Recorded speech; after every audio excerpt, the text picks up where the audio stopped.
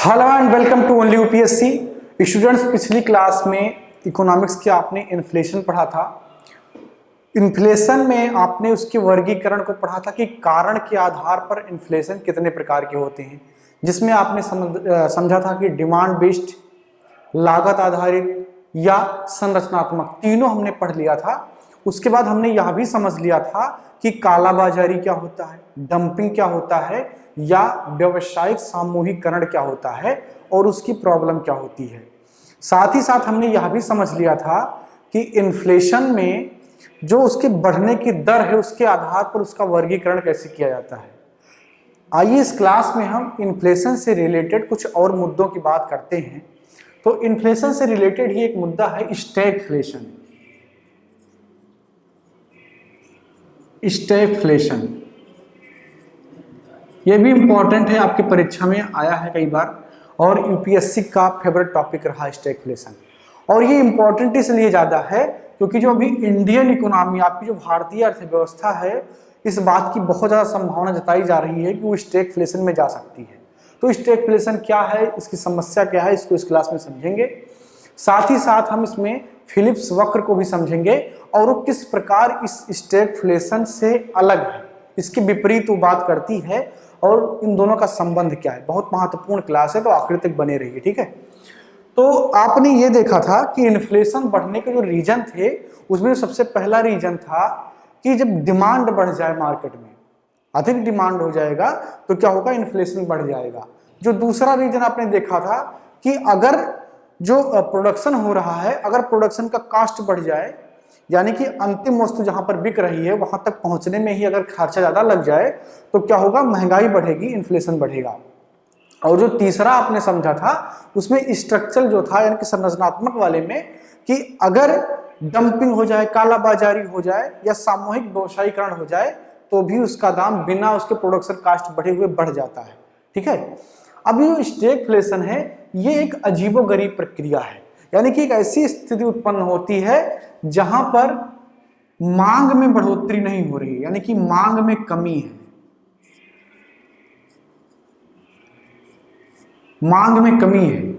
उसके बाद में अब अगर मांग में कमी है और इन्फ्लेशन बढ़ रहा है तो थोड़ा आपको सर खुजाने वाला हो गया ना, क्योंकि मैंने आपको बताया था कि जैसे अगर एक सामान है उसके 10 खरीदार हैं तो क्या होगा, अपने आप उसका कीमत बढ़ जाएगा। मैंने विराट कोहली का एग्जांपल दिया था कि भाई विराट कोहली अच्छा खेलता है, वो ज्यादा रन बनाता है कम बॉल पे, उसका स्ट्राइक रेट अच्छा है, तो हर टीम का मालिक क्या सोचेगा कि विराट कोहली उसके टीम में आ जाए।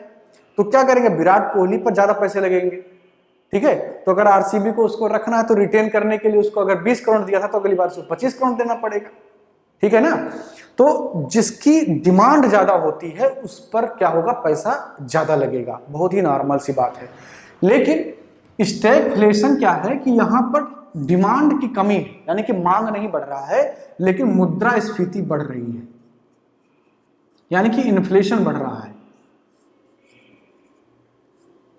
मुद्रास्फीति बढ़ती है, ठीक है। तो मांग नहीं बढ़ रहा है लेकिन मुद्रास्फीति बढ़ रही है। अभी जो इंडियन इकोनॉमी है, ये जो 4 महीना जो बीता पिछला कोरोना का, जब पेंडेमिक की वजह से पूरा देश बंद हो गया, यानी कि पूरी अर्थव्यवस्था ठप कर गई, तो उसकी वजह से क्या हुआ कि लोगों के रोजगार खूब छिन गए। आप जानते कि आज भी इंडिया में जो अनऑथराइज सेक्टर है वो सबसे ज्यादा रोजगार देता है, जैसे कि कंस्ट्रक्शन में मजदूर काम कर रहे हैं, कारखानों में मजदूर काम कर रहे हैं, या छोटे मोटे क्लर्क के तौर पर ऑफिसों में अलग अलग काम कर रहे हैं लोग। तो वो क्या है, अनऑथराइज सेक्टर हैं और वो कागजी जो सरकारी दस्तावेज उसमें वो दर्ज कहीं नहीं है, लेकिन उनकी संख्या ज्यादा है, तो उनके रोजगार खूब छिने। आपने देखा कि किस तरीके से वो पलायन कर रहे थे शहरों से गांव की तरफ, ठीक है। तो जो 4 महीना बीता इसमें उनके रोजगार छिन गए। अब जब उनके रोजगार छिन गए तो उनके पास क्या हुआ, पैसे की कमी हो गई। भाई पैसा ही नहीं है ना, क्योंकि उनको मिला ही नहीं पैसा। अब जब पैसा नहीं मिलेगा तो क्या करेंगे, डिमांड नहीं कर पाएंगे, वो बस इसेंशियल चीजों को खरीदेंगे। अगर जीवन जीना है तो सब्जी खरीदेंगे, दाल खरीदेंगे, एसी, फ्रिज, कुकर और कार तो खरीदेंगे नहीं, क्योंकि पहले जिंदगी बचानी है। तो ये जो मैं इसलिए कह रहा हूं कि इंडियन इकोनॉमी स्टैगफ्लेशन में इसलिए जा सकती है क्योंकि डिमांड की कमी है, फिर भी क्या हो रहा है कि मुद्रास्फीति बढ़ रही है, ठीक है। तो ये किसका लक्षण होता है, ये स्टैगफ्लेशन का लक्षण होता है। और इसको क्या कहा जाता है कि ये आर्थिक जो समृद्धि है उसको क्या करती है, ये घटाती है। आर्थिक समृद्धि इसमें नहीं होता है, ठीक है। तो स्टैगफ्लेशन, अच्छा अब ये आप समझ गए कि स्टैगफ्लेशन हो रहा है, लेकिन क्यों हो रहा है? अगर ये डिमांड बेस्ड अगर इन्फ्लेशन नहीं है तो आखिर हो क्यों रहा है? क्या ऐसा रीजन है कि हो रहा है? कोई ना कोई तो कारण होगा। और इसका उपाय क्या होगा, उपाय पर भी बात करेंगे। आत्मनिर्भर भारत स्कीम की घोषणा की मोदी जी ने, एक बहुत बड़ा पैकेज है वो, एक इकोनॉमिक पैकेज इतना बड़ा है कि उससे पूरे मार्केट को बूस्ट करने का उन्होंने प्लान बनाया। तो वो क्या इसमें कुछ काम कर पाएगा या नहीं कर पाएगा, ठीक है। तो जो स्टैगफ्लेशन होता है वो एक्चुअली में जो दो और आपने समझे थे इन्फ्लेशन बढ़ने के कारण, एक मांग आधारित था, सॉरी मांग नहीं, लागत आधारित, और जो दूसरा था आपका वो था संरचनात्मक। इन दो की वजह से इन्फ्लेशन बढ़ रहा है, इन दो की वजह से इन्फ्लेशन बढ़ रहा है। डिमांड आप नहीं कर, क्योंकि रोजगार ही चला गया लोगों का, लोगों के पास काम नहीं है, पैसा नहीं है, और वो मांग नहीं कर रहे हैं। उनको तो मांग जनरेट करना है। इसीलिए तेलंगाना के जो मुख्यमंत्री हैं के चंद्रशेखर राव केसीआर ने एक प्लान सुझाया। उन्होंने कहा कि हेलीकॉप्टर ड्रॉप मनी का यूज कीजिए और पैसे को आप डायरेक्ट बेनिफिट ट्रांसफर के माध्यम से लोगों को दे दीजिए। इससे क्या होगा कि वो मांग जनरेट करेंगे और मार्केट रिवाइव हो जाएगा, ठीक है। तो ये न्यूज में था और बहुत ही इंपॉर्टेंट करंट भी है जो यूपीएससी या ऐसी परीक्षाओं की तैयारी कर रहे हैं उनके लिए। तो करना क्या है कि इस मांग को बढ़ाना है, आपको इस मांग को बढ़ाना है, क्योंकि जो आपका इन्फ्लेशन है वो यहाँ पर जो मुद्रास्फीति बढ़ रही है उसमें इसका कोई जो है योगदान नहीं है कि मांग की वजह से बढ़ रही है। ये दो रीजन है। तो सरकार को जो काम करना है वो इन दो पर काम करना है, एक तो लागत आधारित और दूसरा संरचनात्मक।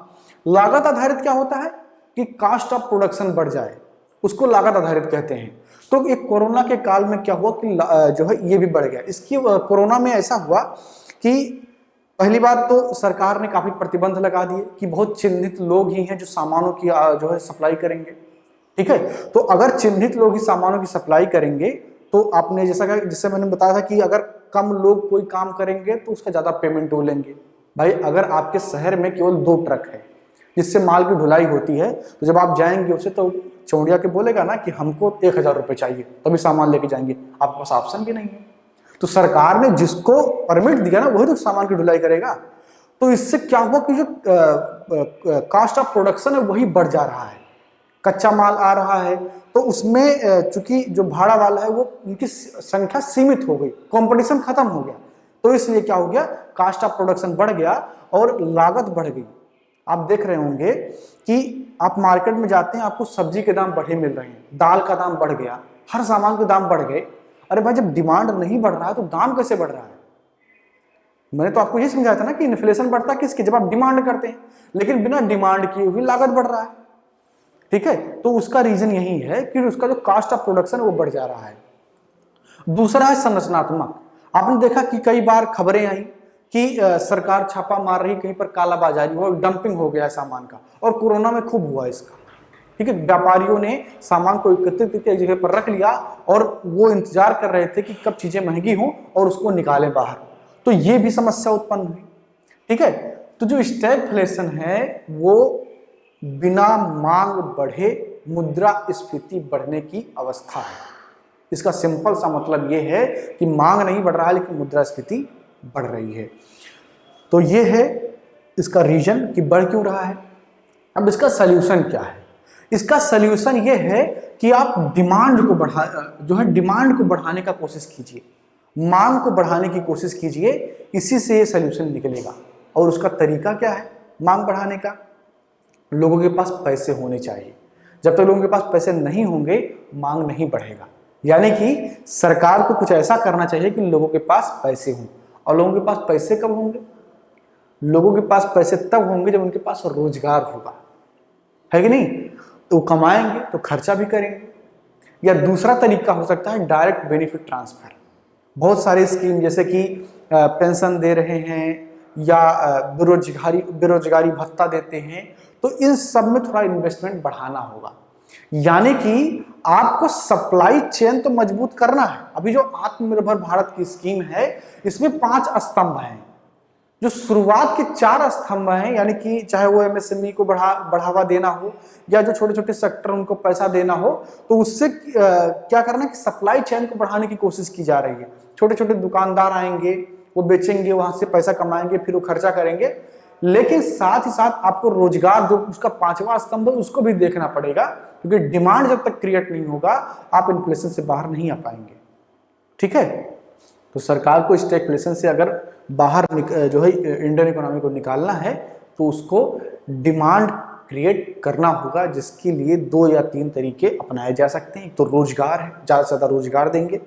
दूसरा तरीका यह है कि डायरेक्ट बेनिफिट ट्रांसफर के माध्यम से जितनी भी स्कीम वो लॉन्च कर सकते हैं, जिससे फिर से डिमांड बेस्ड इन्फ्लेशन ना उत्पन्न हो जाए, उस लेवल तक उसको बढ़ाना चाहिए, और वो इसका सोल्यूशन होगा। ठीक, अब चलिए फिलिप्स वक्र समझ लेते हैं, जो इसी से रिलेटेड है। एक चीज मैं आपको और थोड़ा सा बता देता हूं, उसके बाद में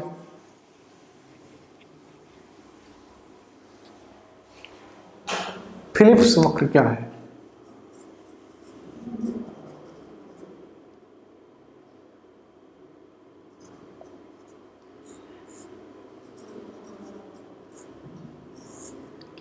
ये गलत हो गया, ठीक, आधा पाओ।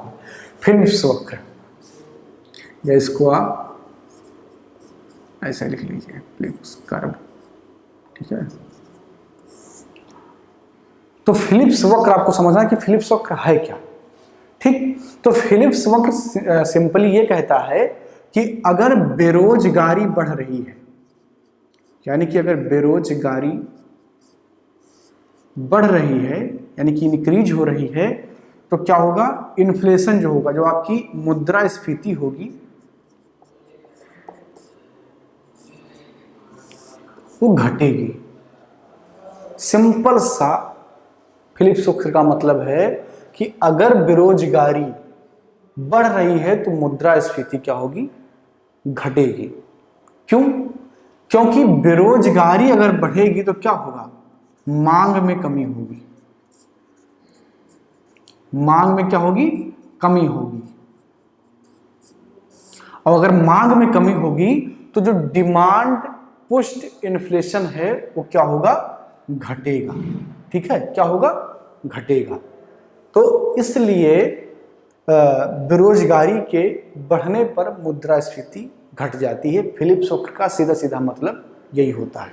ठीक, अब इसको वक्र के माध्यम से अगर आपको समझना है तो इसका चित्र भी आप बना लीजिए।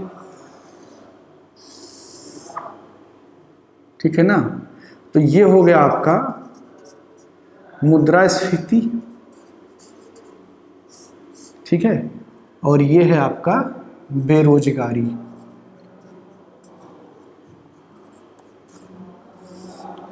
तो इसका जो वक्र बनता है वो कुछ इस प्रकार से बनता है।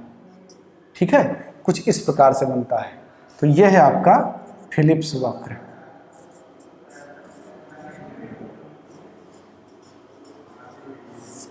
फिलिप्स वक्र, ठीक है, इसका सिंपल सा मतलब है कि अगर बेरोजगारी बढ़ रही है तो मुद्रास्फीति घटेगी। मैंने कहा था कि स्टैगफ्लेशन से इसका रिलेशन बताऊंगा।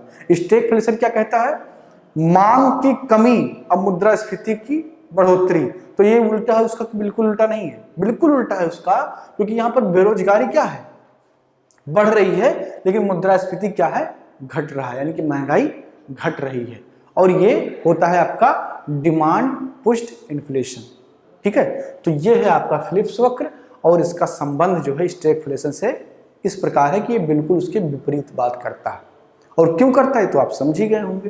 अब बात करते हैं कि मुद्रास्फीति का मापन किस प्रकार होता है, कैसे उसको मापा जाता है, उसको मापने के मानक क्या क्या है। ठीक है, इसको हम थोड़ा समझ लेते हैं, लेकिन इसकी विस्तृत चर्चा हम नेक्स्ट क्लास में ही करेंगे, क्योंकि ये बड़ा टॉपिक है और सवाल भी इससे खूब आते हैं। ठीक है, मुद्रास्फीति की गणना तो मुद्रास्फीति की गणना दो इंडेक्स के माध्यम से की जाती है, दो इंडेक्स के माध्यम से की जाती है, जिसमें से एक है आपका WPI और जो दूसरा है आपका वो है CPI। ठीक है, एक है आपका WPI और दूसरा है आपका CPI। तो मुद्रास्फीति का गणना जो है आपका पर मंथ के हिसाब से, यानी कि हर महीने होता है, हर महीने होता है। और जैसे मान लीजिए अभी अक्टूबर का महीना चल रहा है, तो अक्टूबर के महीने की जब मुद्रास्फीति का गणना होगा तो पिछले वर्ष अक्टूबर के महीने में इसकी स्थिति क्या थी उसके आधार पर उसका गणना किया जाता है। ठीक है, इसके दो इंडेक्स हैं और मुद्रास्फीति की गणना में दो मंत्रालय इन्वॉल्व होते हैं। एक है आपका वाणिज्यिक मंत्रालय,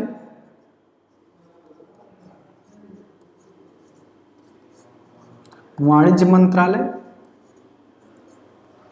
और जो दूसरा है वो है आपका सांख्यिकी मंत्रालय।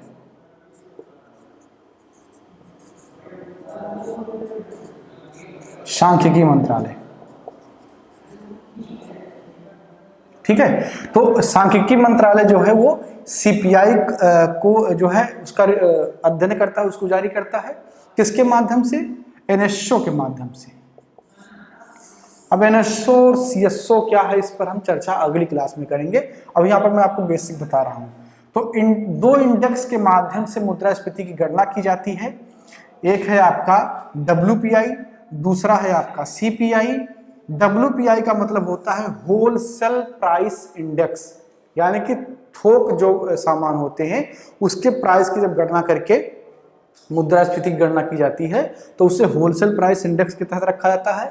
और जो CPI होता है यानी कि कंज्यूमर प्राइस इंडेक्स, यानी कि जब फुटकर सामानों को जो है रिकॉग्नाइज करके किया जाता है तो वो CPI होता है। ठीक है, CPI का इंडेक्स सांख्यिकी मंत्रालय जारी करता है और WPI का इंडेक्स वाणिज्यिक मंत्रालय जारी करता है। ठीक है, वर्तमान में मुद्रास्फीति की गणना CPI इंडेक्स पर ही की जाती है। इन सब की हम विस्तृत चर्चा नेक्स्ट क्लास में करेंगे। WPI क्या है, CPI क्या है, इसके मानक क्या हैं, इसके बेस ईयर क्या हैं, या कब से कब तक ये है, इन सारी चीज़ों की चर्चा हम नेक्स्ट क्लास में करेंगे। तो नेक्स्ट क्लास आपको बहुत इंपॉर्टेंट होने वाला है, उस क्लास को मिस मत कीजिएगा। ठीक है, तो मिलते हैं अगली क्लास में।